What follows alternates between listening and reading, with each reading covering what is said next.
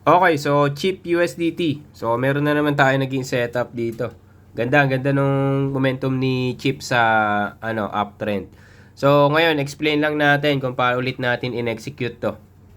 Also, syempre, binigay din natin to dun sa natin, sa group natin, no. So, 'yun.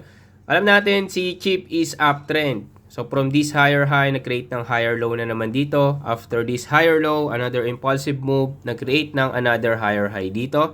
And break of structure dito sa previous higher high.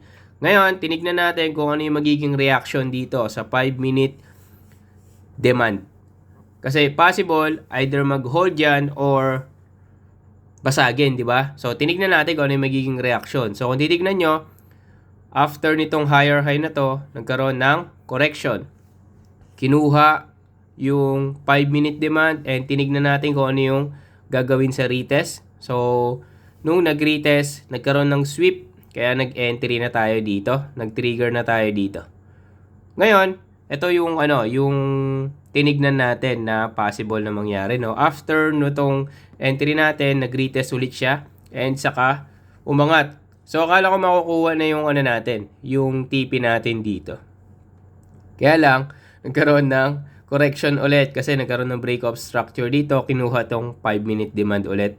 Saka, kumuha ulit ng momentum. So, yun, nakuha na yung pangalawang nakuha yung setup natin nung pangalawang try.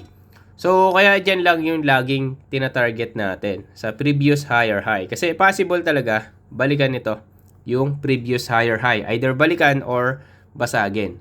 So, currently, possible basagin yan. Ngayon, ang titignan natin dyan kung magsiship ba siya ng momentum or dire-diretsong uptrend pa rin siya. Ngayon, kung magkikreate ng another higher high yan, so another opportunity na naman for the long position. So, titingin ulit tayo ng potential demand natin. Pero so far, ilang trade na tayo dito kay Chip. Kasi ang ganda nung momentum niya for the uptrend. So, yun lang. I hope may natutunan kayo ulit mga boss. So, saludo.